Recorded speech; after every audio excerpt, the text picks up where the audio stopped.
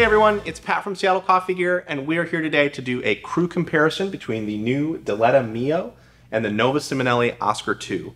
So obviously we've got a new machine here versus kind of an old classic. They're both right around the same price, so we thought it would be useful to put them side by side because they're pretty different despite being about the same price.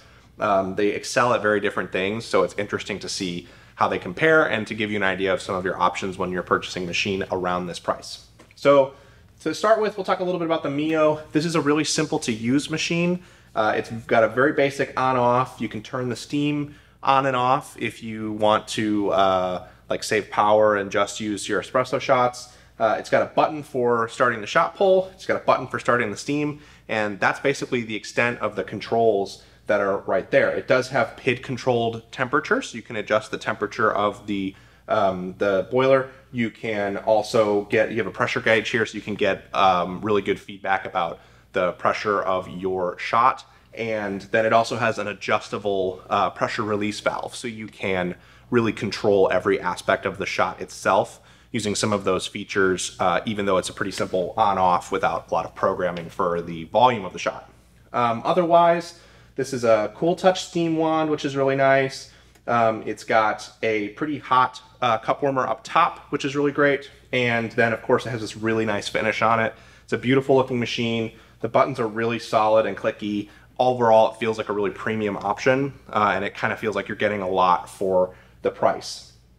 Moving over to the Oscar II, you'll notice at first it's a little less premium looking. The drip tray tends to rattle a little bit. It's got some plastic built in. The portafilter has a little bit more plastic and rubber kind of on it. You've got a little bit cheaper tamper and some plastic parts on top, but what it makes up for with that stuff, with the really large boiler that's inside, it's a heat exchange boiler. It's 2 liters as opposed to a single brew boiler in the Mio with a thermal block heating element for the steam that's separate.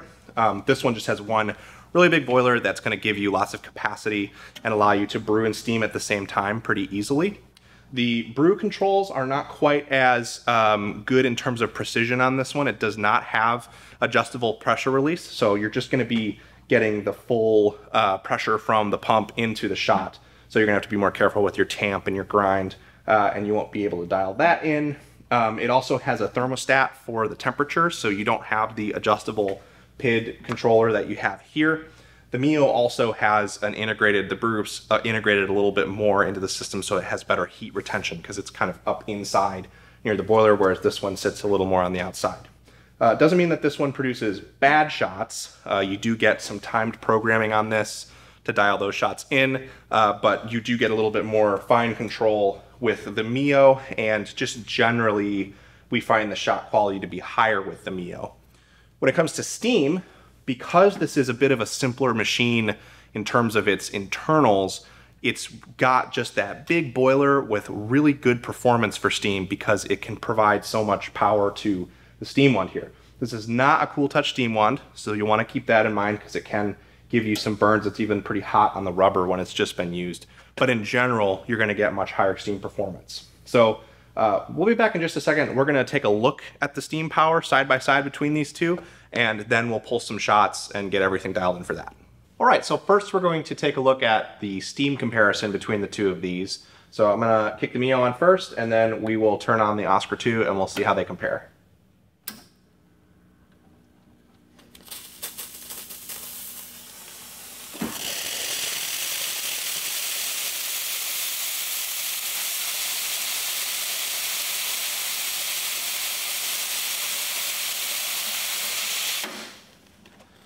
So as you can see, we get some pretty okay steam production from the Mio, but the Oscar II just kicks on immediately and gives you tons of powerful steam right off the bat.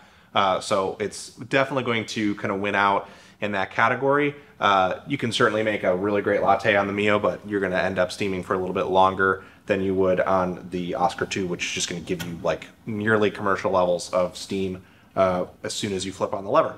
So now we're going to get these machines dialed in so that we can pull a shot from each of them, and we'll be right back. Okay, so we're back. We're going to pull a shot on the Oscar II. I've got it all dialed in. Worth noting, it was a little more difficult to dial on the Oscar II than it was the Mio. It was a pretty quick, straightforward process on the first one. This one takes a little bit more finesse to get it dialed in. We're going to be doing about 12 in and 24 out on this shot.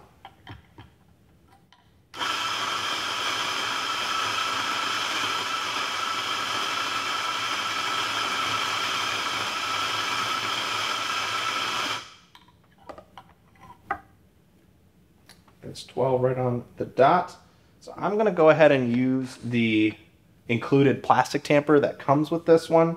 I would definitely recommend, if you end up picking up an Oscar II, getting a third-party tamper that's got the metal design. I mean, it's the 58 millimeter portafilter, so it can fit it, and it makes it a lot nicer. I also really need to screw it in there when we mount the portafilter, because otherwise you can get some spray around the edges. Let's see what we got.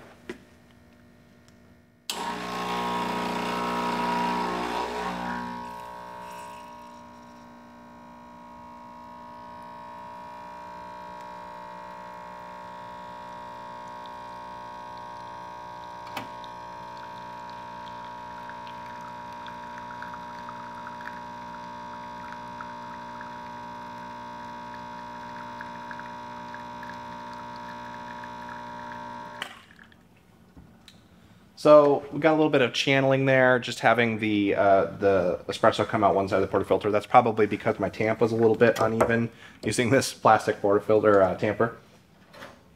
Just about the right amount of time. You can program this for a timed shot. So once you get your grinder dialed in to the place where you want it, you can, through a pretty simple programming process, you just hold the 2-shot button down for 10 seconds. And then you can set times for each of these, which is really nice.